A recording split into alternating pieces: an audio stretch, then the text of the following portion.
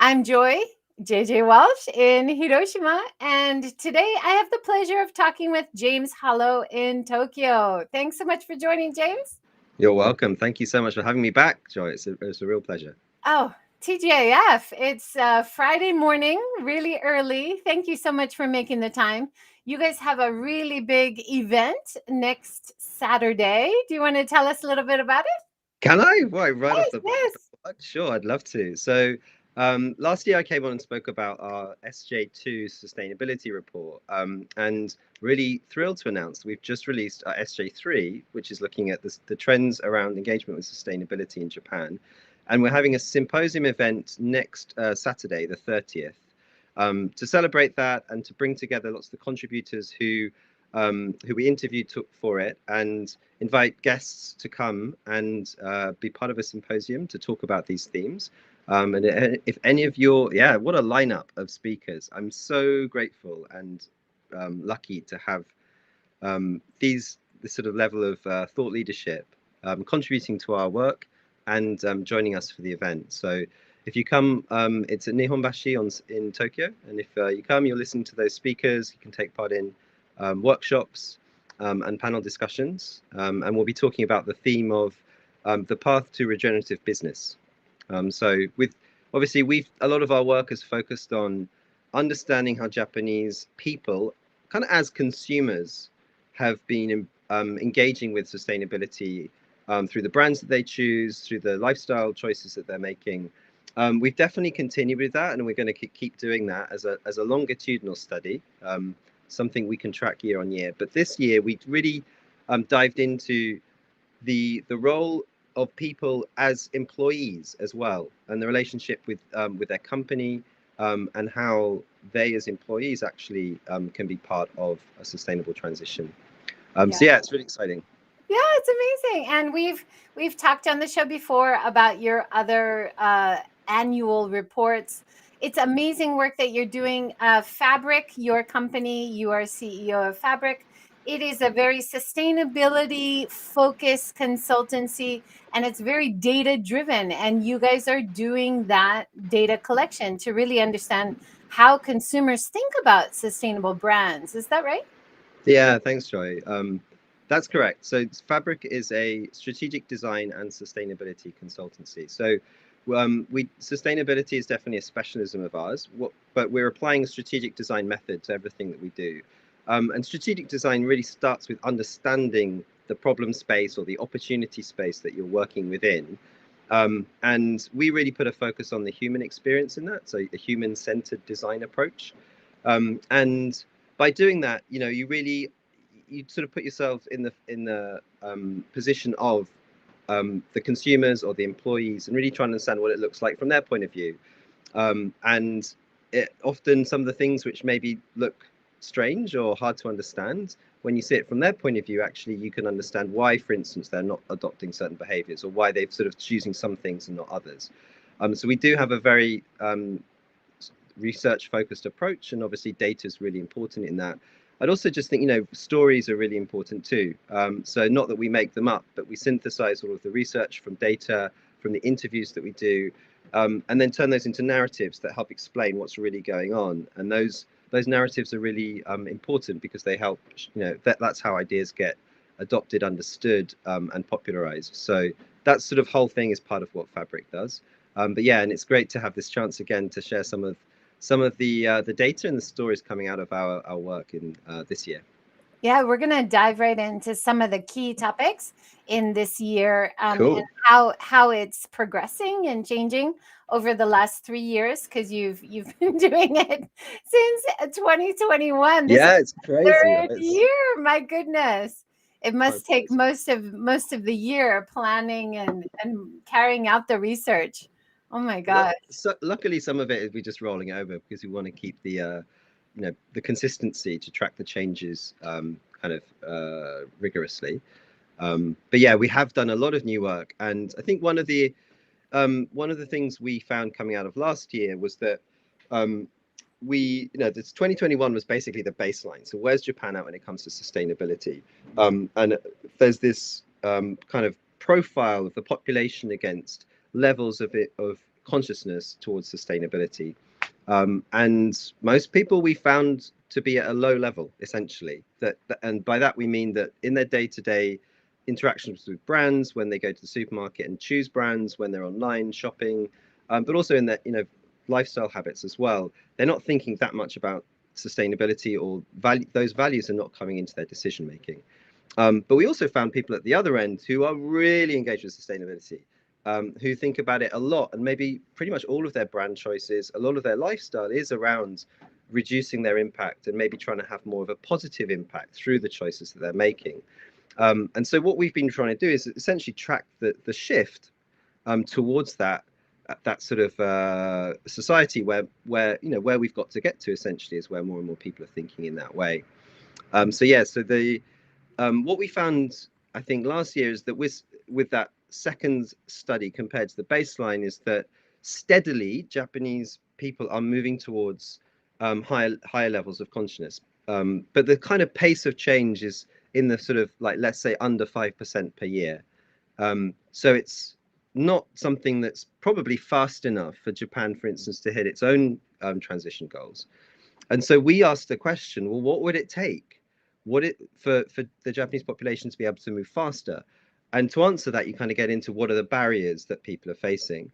And that specific question wasn't one that we sort of tackled head on, but we did get various signals around it. And we used this Japanese word yoyu, as a way of sort of capturing that, because there were various sort of pictures that emerged of people at the high consciousness end versus the people at the low consciousness end. And the high consciousness people tended to be, we didn't find it to be a kind of, let's say, just a financial privilege.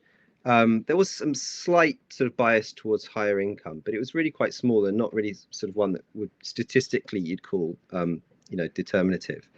But things like having the time to read and absorb lots of information, being actually engaged with lots of brands, and being welcome to sort of advertising from brands, or particularly ones that you're interested in, and overall a kind of picture of a really engaged consumer.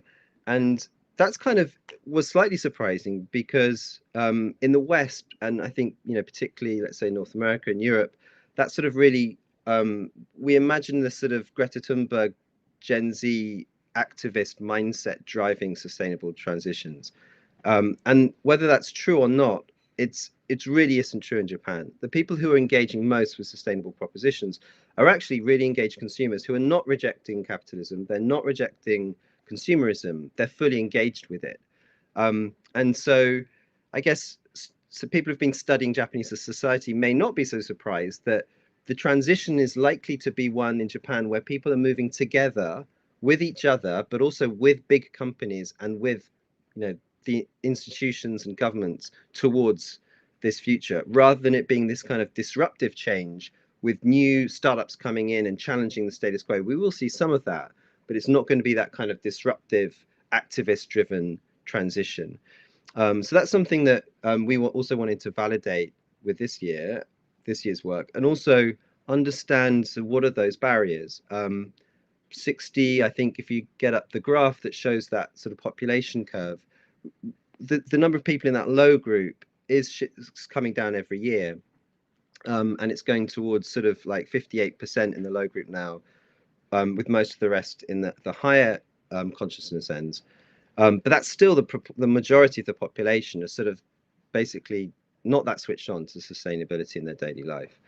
And we had a hypothesis that was to do with their sort of this yo-yo idea, and we try to address that formally by looking at their well-being levels and self-rated well-being across 8 different dimensions. And yeah, the sort of upshot is that we found that essentially our hypothesis seems to be correct, that lots of people, and this is connected to their working environments and the sort of working context, are essentially just struggling to look after themselves and get themselves to a sort of to the point of sufficient well-being to be engaging with new stuff. So yeah, thanks for flashing up this data. So this is some of the other things we're tracking here, like what's important to you when selecting a company at work. This is looking at people's kind of values towards that. And people are quite value driven in that selection, but obviously in Japan compared to other companies, they tend to change jobs less often. And we really see a difference in the generations there. So if we use the Western sort of definition of sort of those cohorts, population cohorts at different age groups, the baby boomers, Gen X, millennials, and then the youngest are Gen Z, we find that the top three tiers are quite sort of still essentially hanging on to the traditional attitude towards your employer. And it's essentially somewhere where, you know, you really stick it out, even if the company's not changing the way you want it to, or it's not giving you the kind of balance, work-life balance or well-being levels that you'd want, you'd stick it out. But actually the younger generation, the Gen Z, we're seeing quite a big generational split there, where they are basically saying, if these conditions aren't working for me, I'm going to leave. And I think that's we've seen, because of the way that Japan does these transitions, we see a big role for employers to educate, to engage with, and to sort of support their employees shift towards sustainable lifestyle. But they may need to move a bit faster on that, and the Gen Z cohorts within their companies will not hang around forever waiting them to make those changes. And when we're talking about that, yeah, the majority of Japanese, our work, and we do a very sort of robust quantitative study that's representative of Japan across all geographies, all age groups. And these underlying structural reasons are really key to it. So the seniority-based promotion structure in Japan, basically your salary, compensation, and your seniority depend on how long you've been there, not on, basically it's not a meritocracy, not on your performance. That's been a sort of, let's say, a constant and a sort of seen as something that's ensured security for Japanese society. And hence, many of the leaders who are kind of supporting that still are maybe feeling that they're doing the right thing for Japanese society by not changing it. The Gen Z are basically calling that out and saying, well, that doesn't work for me. I'm not going to wait here 30 years so I can, have that salary at that position. It's just not something I can commit to. And yeah, I think in that sense, this demographic sort of pressure on Japan, where you've got a decreasing birth rate and hence a much sort of smaller Gen Z population than in previous generations. That basically means in the labor market, it's a kind of a labor seller's market. And the buyers, the employers, are going to have to work much harder to keep them. And I think that, what part of our work suggests that actually that's going to be one of the major drivers of change in policy towards employees, and also then towards, these issues which connect really directly back to sustainability, like well-being, like equal opportunities for females. Yeah, so that's kind of the big trend overview picture. I'll pause there in case you want to dive into any of those areas. There's so many interesting points to talk about, but I think this year your data did have these new elements to focus on about well-being, about tipping points as well. I found really interesting. And not only the consumer surveys that you did, but also really interesting in-depth interviews are included in your magazine publication. What do you call it? Yeah, I guess it's a book now. It's a book, yeah. 250 pages. So let me just share with your followers, Joe, that we've got. So every year we do put it out. This year we've made a 250-page book, which is available for download as an ebook for free. It's bilingual, and it includes basically explanations of the data that we found and the trends that we're watching, as well as these interviews with about a dozen thought leaders who've brought their sort of really insightful perspectives to this theme. And most of those who work in business, from running extremely large companies like Jin Montesano, who's the chief Chief People Officer at Lixil, Eriko Suzuki, who's the founder of Kind Capital, a fund which focuses on sort of really being aware of well-being and how the companies that they invest in are thinking in terms of the social dimensions of sustainability, not least with their own people. From academics, people working who driving startups. So it's a really interesting mix of perspectives, all sort of focusing on this nexus of work and well-being, and how that is either enabling or holding back a kind of a broader sustainable transition for society. I will put the link right now, and it's on the Fabric website. So if you sign up, you can download your own copy. I love that you guys have made it bilingual, completely Japanese and English bilingual, but also all the easy to follow graphs, so you can follow how the data is changing over the years. The interviews, great photos and graphics, but just making it available and accessible to everyone. This is kind of rare in sustainable research in Japan and around the world. And it's so valuable for people across many different kinds of industries. And you must use it in your own consulting work as well, right? Yeah, no. So Fabric is we're a for-profit company, but we founded ourselves with a mission to kind of give back to the community and to sort of really part of the Fabric metaphor is we wanted to interweave ourselves with our community and with the other change makers who are driving innovation in the towards the right side of history.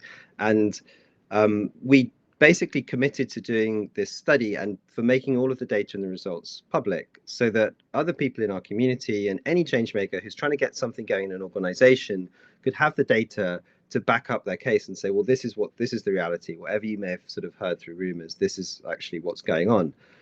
So that's one of the ways that is part of our community program and sort of contribution. And so we'd love it if people downloaded that, used it in their work. I think we're going to be working with some academics outside of Japan who look very specifically at well-being in the workplace with our SJ3 data. We've made it available for NGOs and nonprofits before, so that they can use it when they're engaging with potential partners and clients. So yeah, that's definitely a big part of it. Thank you for liking the designs.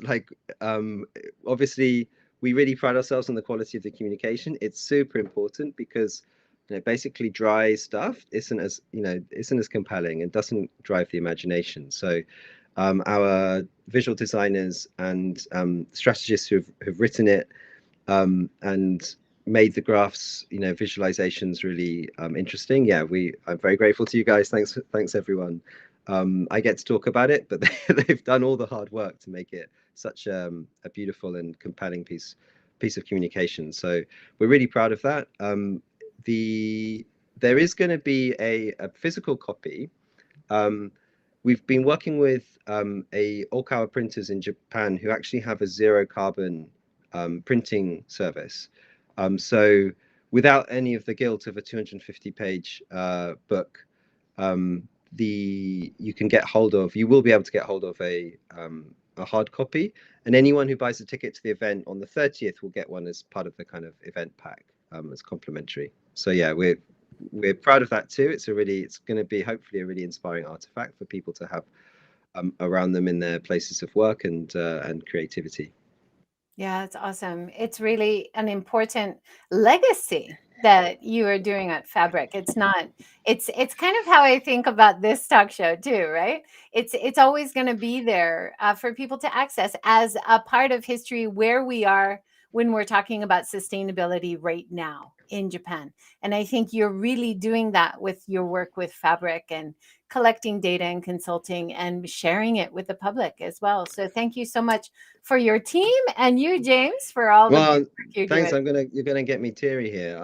But also, chapeau to you, Joy, for you're an inspiration to me as as I set up Fabric and got it going. what you've done off your own back, has been incredible, and I really congratulate you and are grateful for all your efforts. This has got to be a team game, right? So I think what with Fabric we're trying to do is show that we can be a really strong, profitable business, but do it in a different way, and sort of live and breathe and walk the talk on a sustainable model.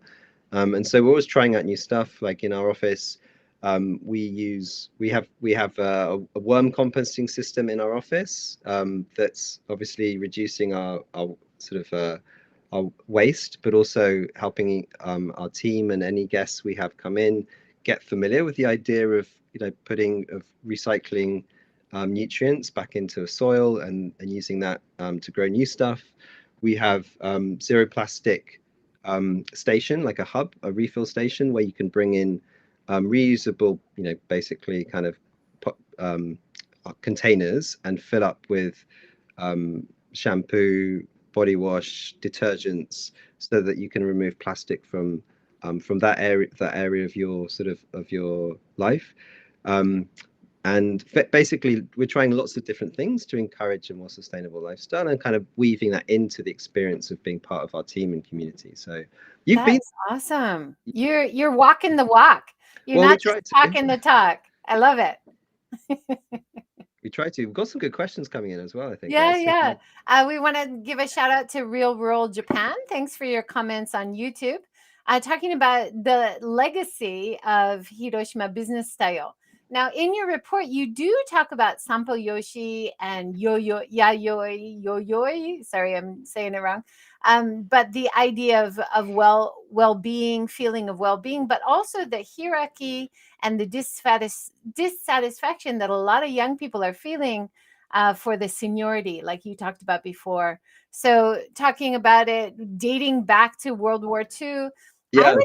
I would say even further back, because it connects to the apprenticeship system in Japan, and being a sword maker. It dates back well beyond there, right?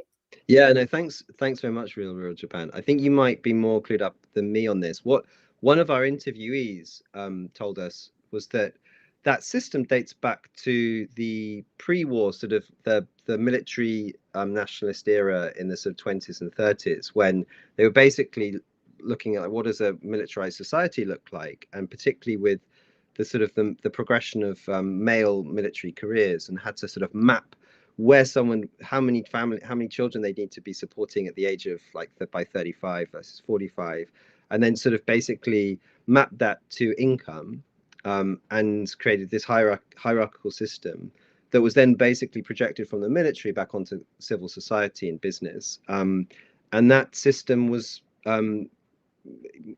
sort of became the norm. I didn't know the context with MacArthur and that era, but I think culturally it stayed there because essentially it feels it's social security. It sort of feels like it's a rock on which society can sort of anchor itself in terms of that predictability. But and I think so. Often people look at that and various aspects of Japanese culture and think, oh, that's so stupid, that's so dumb, why would they do it like that? But it's actually, in this context, it's worked very well for a long time. I mean, Japan's been an economic miracle, certainly up to the bubble, and even since, I think Japan's managed that post-bubble economy, in ways that I think the other countries, as they sort of face a sort of post-industrial era, will increasingly come to appreciate as basically being pretty well managed. But we really feel that system has just got to go, and it's holding too many important changes back now. And I think it is going to change. If you look at, say, the interview with Jin Montesano, Chief People Officer at Lixil, they no longer run that system. Yeah, there's Jin, and what Jin and her team are doing is taking a really sort of insight-based approach, a very human-centric, humanist approach to transitioning a massive global organization towards that, and particularly that context here in Japan, to a more meritocratic system. And I think you could read up on what Jin said that in our report. But many companies in Japan, the Toyotas, Panasonics, they're still grappling with that. They haven't really started on that transition, although they have started on lots of other things. And then you have the sort of startup scene where you've got ventures which are sort of starting out and wondering, okay, should we be modeling ourselves on a Silicon Valley company, or modeling ourselves on, trying to be the next sort of Panasonic or Toyota, or these, and working out what kind of systems they need for that, and what kind of people programs. And I think Japan will synthesize this combination of the traditional and the modern, referencing the international best practices and what's worked there, but also doing, to be honest, continuing to find its own path there. We definitely see it moving away from traditional models, but not necessarily just snapping to be in line with what's happening elsewhere either. Yeah, so interesting. I've also linked your Medium article. So you have taken some of the key points from the big summary of data, and you've written some great articles on Medium. So that's worth following and getting a little insight if you're not going to take on the 120 plus Yeah. pages. Yeah, thanks a Yeah. lot, Joy. Yeah, it's a good place to dip in. We sort of pre-released some of the articles on there, and that channel is something that we publish to stuff that's not even in that report. But actually, everything right now that's on that Medium, they'll all be in the report. So if you download the ebook, they'll all be contained within that.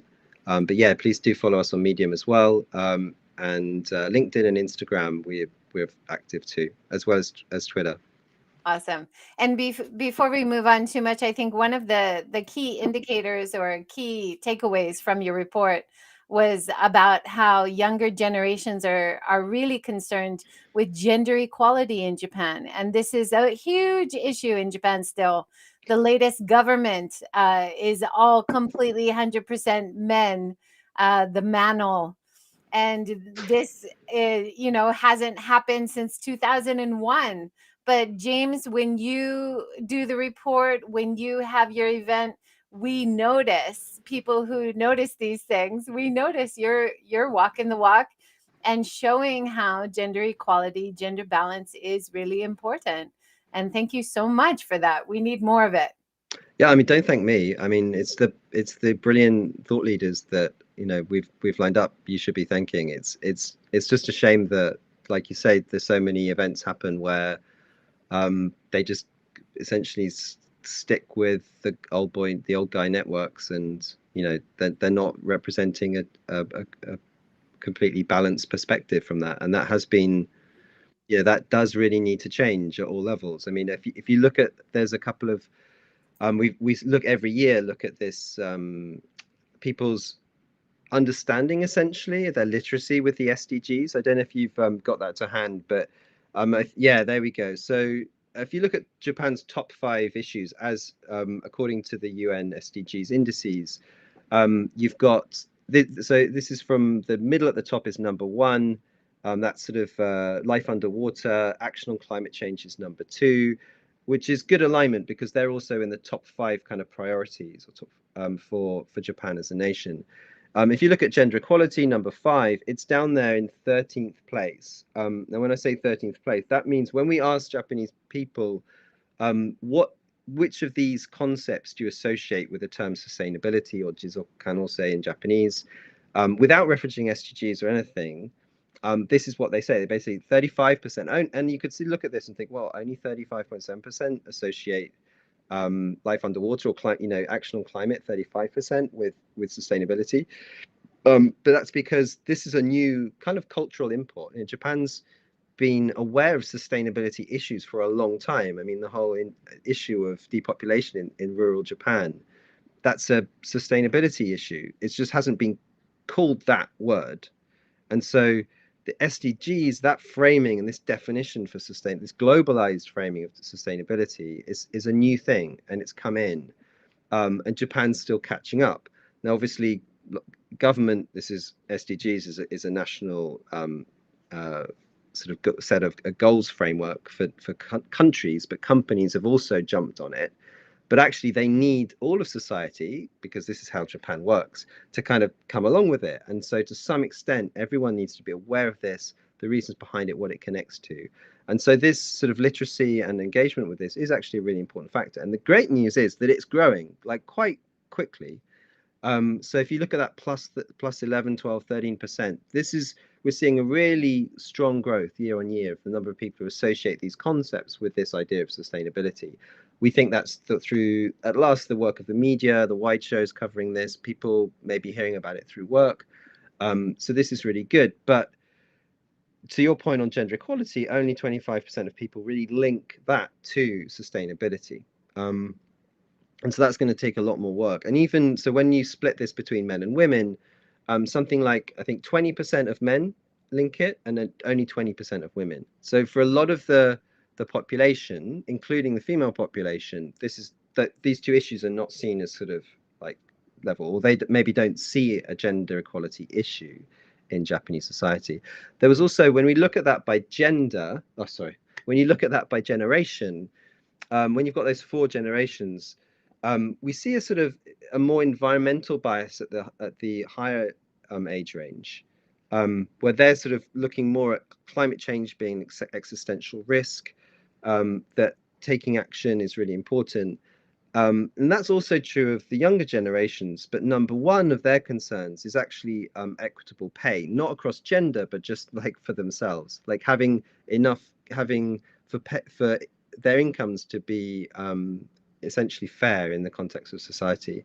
And so financial well-being, being paid enough money to sort of have the life that you want to live, that's seen as being the number one sort of sustainable issue for younger generations, which is really telling and important, because until you sort of fix these basic needs on well-being, and there are some other dimensions we looked at as well, it's going to be hard to persuade people that they should, take other actions that lead to, let's say, having less an impact on the environment, or making changes that will require some thought and engagement from their part. So, and the role of companies in that is really crucial. It's not like the companies don't have cash. They're sitting, the big Japanese companies have done very well sort of in the Abenomics era. Their coffers are full of cash. It's not that they can't pay it, they just don't have that as a priority.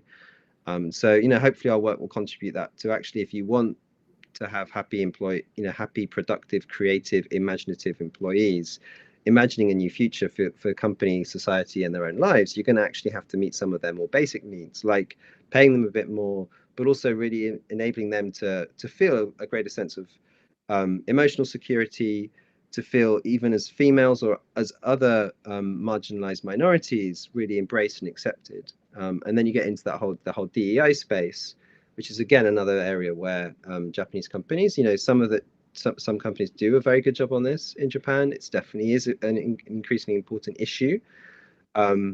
It's also crucially, I think, being seen through the ESG framework of, the ESGs are kind of how investors measure the risk that certain business models are carrying as they move into a more, basically a future where the context is framed around environment for sort of society and governance. And if they aren't able to adapt to change, they aren't able to sort of come up with new ideas and shift, then that's a risky investment, because they're going to have to.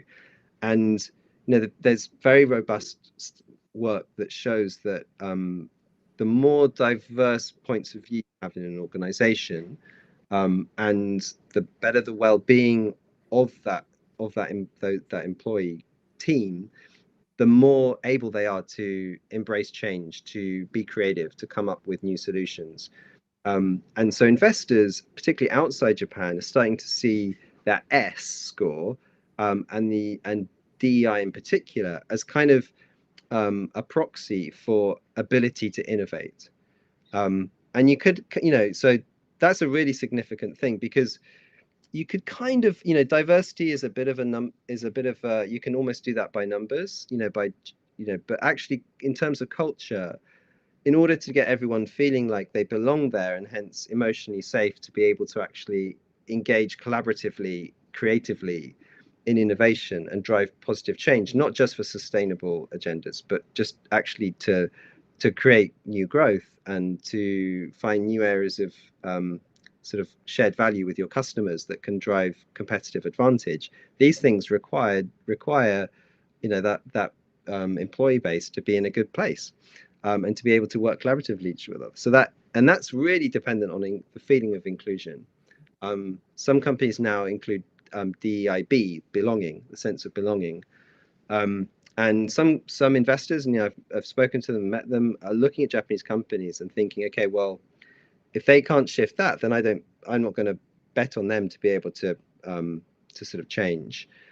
In many other ways, Japanese companies are really strong and seen as really sort of a good bet in a global context. And the Japanese economy, with actually very strong regulation, transparency, and lots of standardized accounting practices, etc., is a very good bet. And you see that from inbound investment.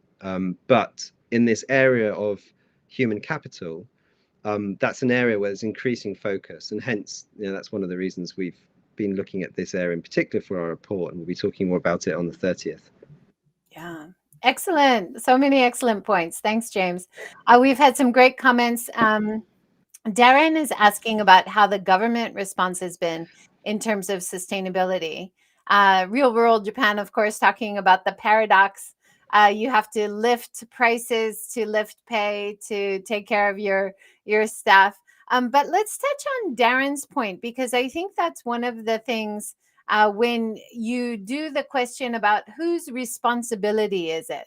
How do consumers consider the government's role in terms of moving sustainability forward? It's quite interesting. Yeah, hey Darren, good to see you. Darren's down in Australia. Was really lucky to have the chance to meet him earlier this year. It's a great question. So the government, so this question is about who do people see as kind of responsible for addressing social and environmental challenges? And we don't have this data for the US or the EU or the UK, but I suggest it might look somewhat different. Government is definitely up there, but large companies, they are seen as responsible as well, particularly I think in Japan as employers.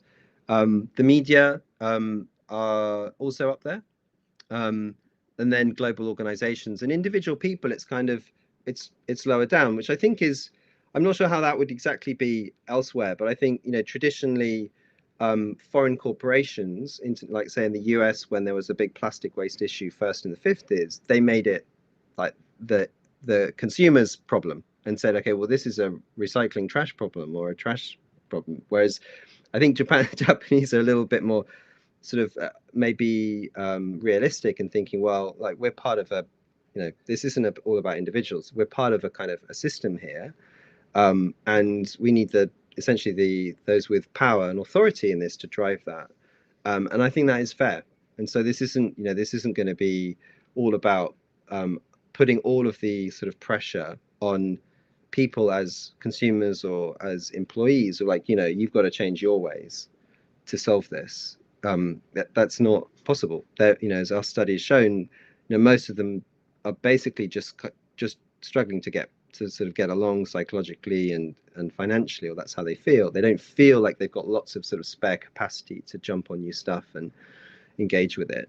Hence, that's the idea that that's the biggest barrier. But in terms of the government's commitment, so the Japanese government, I think, can be complemented for showing the right signals. So it really does indicate the direction of travel required on carbon, for instance. So it's got its 2050 economic decarbonization program on human capital. So the Ito report that it commissioned and essentially published a couple of years ago, headed by Professor Ito from Hitotsubashi University, was all about how big Japanese employers need to come up for the first time with a human capital strategy, which focuses on how to transform their cultures. It included gender and diversity. It included sort of equity and pay, and essentially challenging those traditional sort of pay seniority structures. It didn't really say how, though, and it didn't put in and typically the Japanese government will not put through law or sort of regulations into law that say you must do this by this time. You've seen that, say, with plastic in France, where they've just outlawed disposable plastic, which is a great move, and well done, France, for leading on this. I don't think you're going to see that kind of regulatory sort of like a lot of the often the Japan sort of approach don't really have teeth as policy changes. They're more sort of pushing in that direction and look for public-private partnership to then drive towards that. And so that tends to be how things change. So in answer to Darren's question, I think the Japanese governments, they do get all this. They aren't just sort of old bureaucrats who don't know what's going on in the world. There's a lot of really smart people working towards this, but the style of government here and the sort of like contract they have with business and society is not going to be, if we look at historically, it's not going to be new regulations with real teeth. It's going to be, this is the direction we all need to go on. Let's go there together and work together towards that. And so let's say you see with the I think third arrow of Abenomics with labor reform, that hasn't. They've been pushing Japanese companies to pay their people more for a long time, and they just haven't done it. And that's an example where, I think it's the weakness of the Japan approach, where something really does need to happen, but when you just on a systemic level, it's obvious. But then when you're the CEO or the C-suite of one company, it's hard when you've got all these different pressures to meet your demands for organic growth from your investors, also now ESG scores, also all these things. It's hard for them to sort of, let's say, look at it from the systemic point of view, and they'll just maybe think in terms of the next quarter, and not take those sort of important changes that are needed for the long term. Yeah. Thanks so much for that. So many great insights there, James. Now, in this report, you talk about tipping points, and there are some like quick takeaways that I just like to touch on. So 22.8% of the people you surveyed said they would like to invest in sustainable companies. And this is sustainable investing is one of the key points that you've had from one of the speakers as well, right? Yeah, particularly on Erico's piece there. I think so. Within the study, we looked at a bunch of different behaviors. So from doing more recycling and sort of being more careful, like say trying to avoid buying plastic or avoid packaging with lots of plastic. And so this idea of sort of mottainai, which is like, it's kind of a shame to waste things, right? That's a very traditional Japanese mentality. And we've kind of, most of the changes we've seen where actually new behaviors have been adopted have been in this sort of like incremental changes to behavior, like quite small stuff, really important, are needed, but not say I'm going to switch all of my electricity to zero carbon electricity, or I'm going to buy an EV. But what we've seen is that lots of people have said, I'm interested in that. And so when we talk about tipping points, those incremental changes are important, but they're not going to drive a tipping point in say, the per capita carbon intensity of the economy. There needs to be some more dramatic changes. And so we're trying to measure that, the potential for more sort of, let's say, phase changes, or sort of, switching the system over to let's say from gasoline to EV, etc. And what we're seeing is that whilst the number of people who've actually adopted that change is in the few percent, the number of people who are like, I'm kind of interested in that, is actually really big. It's up to sort of, depending on which one we're looking at, sort of 30-40%. And the one you had there was investment in companies. So that's another really interesting indicator that this awareness and sort of like potential for change is there. We also had another question. I think it came out of the 2022 work where we asked consumers sort of, we were looking at their agency as consumers and that kind of ability to do dollar voting with your purchases. So like, you choose stuff that represents the change you want to see, and the idea of having an impact through your consumer choices. And we actually saw that the kind of peak of that was at the moderate group rather than the high group, which and essentially I want to have an impact, but I don't know how, was at about sort of 40% in that moderate group.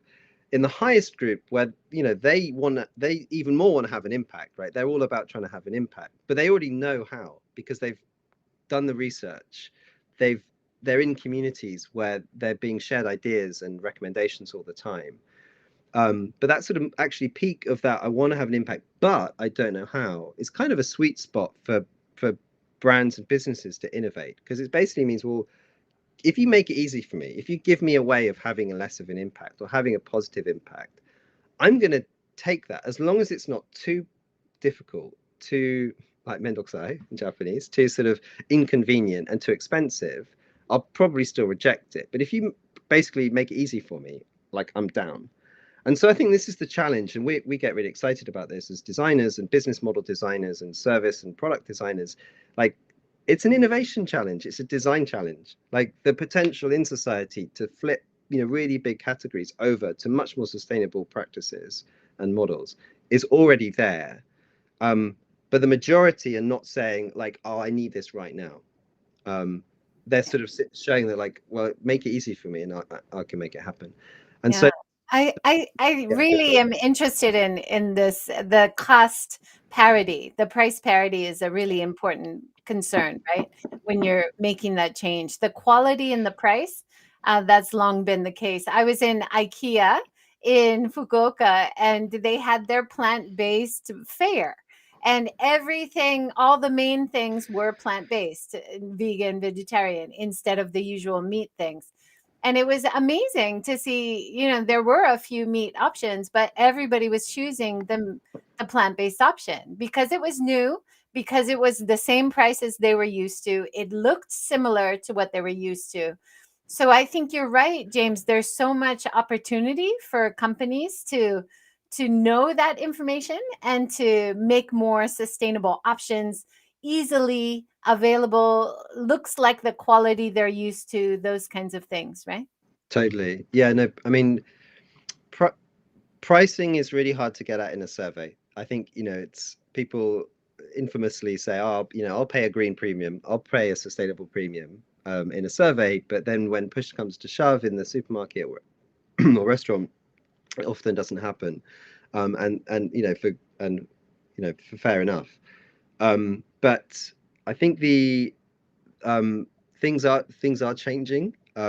And like you say, you see in the food industry, um, that kind of new options coming through that essentially are giving people who are maybe not ethically or sort of for sustainable values um, demanding the change, but when they see it and it's a kind of, oh yeah, I get to say that I went no meat today because my friends have been talking about that recently, and that's made easy, delicious, accessible, and with price parity, then things start to move. um, and so that's some of that could be done just, I think, with a bit more imagination, actually, and the kind of changes that you're talking about, because so much of the meat that gets consumed, I mean, you don't really, it doesn't have to be meat. I mean, even if you're not, right?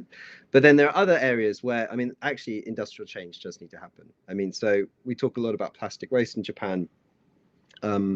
Japan's been dealing with its waste, through incineration, um, as a part of a waste to energy system. So, in the context of an economy that basically gets most of its electricity and heat, industrial heat and heating for, like, say, old people's homes and swimming pools through burning fossil fuels, um, the practice of taking, like, mixed waste and incinerating it, thereby cleaning up, essentially from a hygiene point of view, these, in these massive cities that we have here in Japan, but also then turning that heat into electricity and using it for, like, say, local heating, is actually a pretty sensible practice.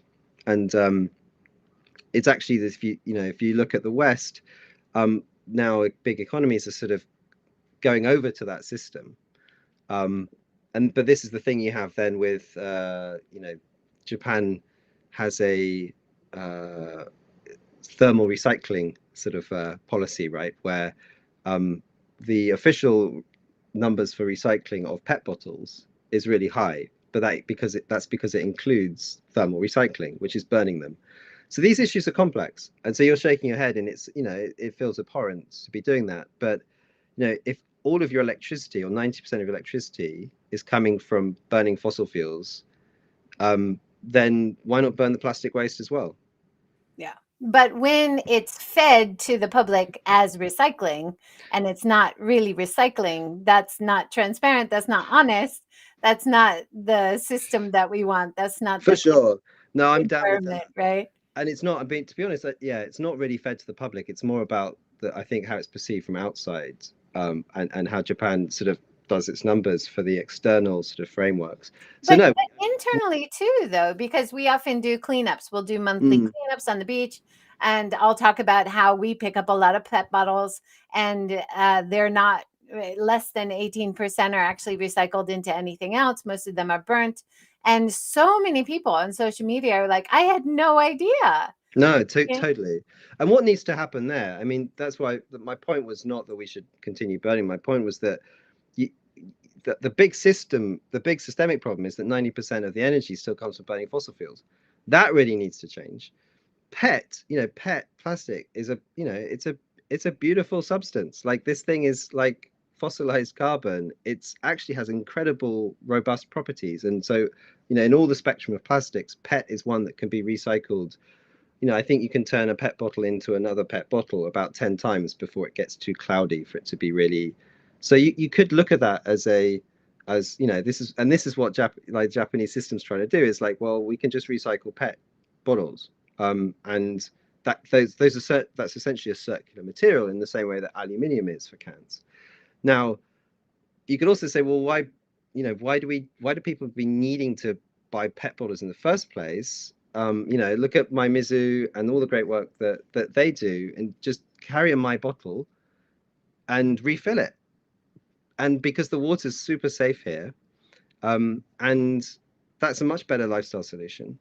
But you know, there's also a whole population that's basically kind of used to just, you know, whenever thirst appears in their brain, they go through, you know, between 1 and 30 meters to a machine and buy one, right? So that's a kind of behavioral sort of inbred behavior, essential behavior that's built into people's lifestyle that will take time to change. And so yeah, you know, that we need that sort of the change at the personal level, but also at the system level. And that's what, you know, it's not just Japan that's grappling this, but I mean, I would be in favor of the government sort of really pushing through laws that drive change, and just outlawing it. But it's, you know, that's not going to happen, and it's probably going to be more about various parts of that system pushing in the right direction, and kind of like, as a society together, traveling towards it. That's probably the theory of change that's going to be most relevant in Japan. But It's really, yeah, it's a great discussion. Thanks so much, James. We have so many great comments. You guys are amazing. If all soft drink bottles were like in the past, you had to pay a deposit and reuse. Yes, yes, yes. Let's bring that back. Darren's asking about the issue of greenwashing. We haven't touched on that yet. yeah, Before we touch on that, I would love to talk a little bit about regenerative, because that's one of the keywords that you're using for this year's publication. So the idea of people as nature, people mm, as a part of nature, with nature, not people as stewards of nature, is one of the key differences, I think, between sustainability and regenerative. Is that right? yeah, I think regenerative sort of mindsets approaches is going to be the key concept, kind of going from this sort of sustainability framed era, kind of like doing less, from a doing less good to a doing, sorry, from a doing less harm to a doing more good kind of mindset. And it does, I think, the work, let's say in the book Regeneration by Paul Hawken, and all the contributors to that, this idea that, you know, we've kind of ended up imagining ourselves as not part of nature, and that's kind of inherent in it, that we are, you know, we are biological life, we depend on other biological life, and essentially regeneration as a concept is to adopt systems and models that through their very sort of how they work, they regenerate life, which means creating more diverse life and creating essentially better conditions for the life itself. And applying that, let's say, to a business model with that depends on an agricultural supply chain, it's quite tangible or intuitive, because you can say, okay, that agricultural system is either a monocultural input-based disaster that's putting loads of carbon dioxide into the atmosphere and loads of poisonous chemicals into the rivers and land. So that needs to become regenerative, which means a more complex system that actually creates more life and more diversity and supports biodiversity, as well as providing the yields to go into our products that humans can eat. It also applies to our lives, not necessarily in just sort of procreation and making more children, but actually making our lives closer to nature, more directly embedded in natural systems, us understanding our interdependence with other biology and other sort of complex environments and ecologies, but also our own lives as when it comes to being well-being on a personal level, to being part of enriching communities, being able to actually contribute to those and have that word yo-yo, that kind of emotional and so lifestyle capacity to actually give back and be part of a more of reciprocity with communities and other sort of social structures. That's really key to this, because we've ended up in a place which doesn't look like that, and where we are very separated from these systems, and we don't feel on a daily level our interdependence with biological systems. So regeneration is a concept that we're really keen doesn't just become a kind of the next buzzword, is misunderstood, kind of abused, and ends up not being this really important concept that we can use as a leverage point for change. That's part of the reason that we're using it, and we think it applies really sort of well to this what Japanese companies can do and their role as employers and investors in future growth and change. So yeah, it makes a lot of sense. Yeah, awesome. Very important that we also give credit to our indigenous knowledge, and way back through generations. I was talking with a Buddhist monk expert the other day, and he's talking about the same concept of people as a part of nature. We are included in our environment. We are equals. We are not stewards. So this, is ancient philosophies that we need to bring back, right? These are great ideas. Yeah, I mean, that idea of sort of kin, kith and kin, that that sort of indigenous wisdom that where you don't see non-human life as other, you see them as kin, and that that there isn't this separation. I mean, without that can feel a long way away from from life in Tokyo, where you probably don't touch anything organic other than the food from the refrigerator, like in a week, right? For most people, organic as in like you're walking on pavements, you're touching metal, etc. And so kind of like there's that rewilding movement of rewilding our lives. Actually, one of the things that we've been doing, like within the fabric community with composting, is like seeing that actually through the food that we eat and the waste that we create from that, you can like spawn these amazing creatures, and then they can create something which then is like just gardener's gold, they call it. The kind of the castings from a worm bin is just amazing for growing other things like more food, but also there's lots of other ways that you can connect to that, like say fermentation. All life basically sits on the base of the pyramid is bacteria and enzymes and yeast enzymes and those things that are creating so much of Japan's delicious food cuisine, and those umami flavors are kin the microbes, right? So doing that kind of fermentation just for fun and like creating stuff that's nice to eat. We've just got a kombucha batch going in the company.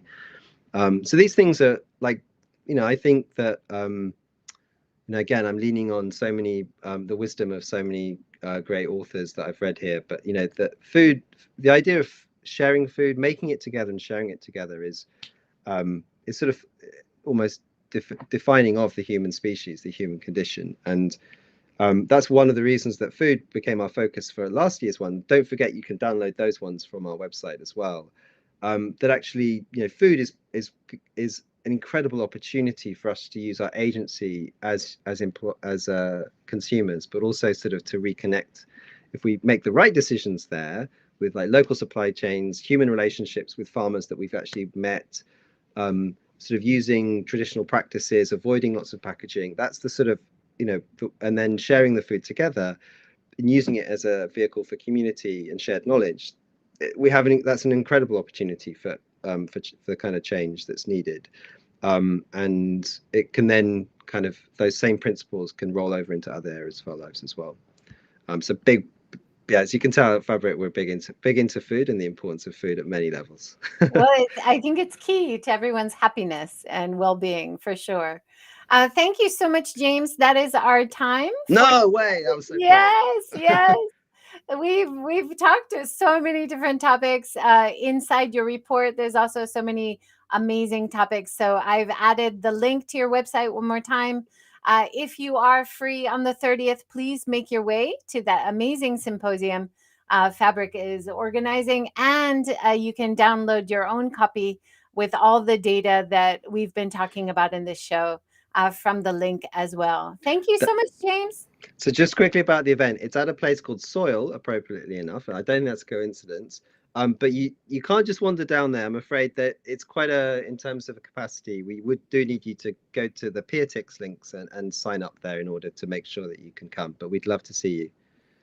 Yeah, Thanks. definitely pre-register. Don't Thanks just so show much, up. Joy. You're an absolute star. Thanks so much for everything you do for this community and this change here in Japan. You've helped me connect with interesting people, and you're doing that all the time. So congratulations on the success of your show. Thanks. Thank you. I think you're number Very much. 455 for the interviews. Can you It's believe it? crazy. I mean, it's amazing what you do. Thank you Thank so you much. so much. Well, thank you, James. And I'm hoping to make it up there on the 30th myself and hear all these amazing speakers and be a part of the positivity that you're promoting in Tokyo and around Japan. Thank you. Please. We'd love to have you. Thanks so much, Joy. Great. And thank you. Big thanks for all the amazing comments, all the audience today. You guys were wonderful. I love all the insights and questions that you had. And if we didn't have time to address them live, we'll comment below. So thanks Absolutely. so much for joining. Thanks, everyone. Yeah, thanks for the comments and interesting discussion topics from everyone out there. Have a great day, everyone. Thank you. Thanks, everyone. See you next time.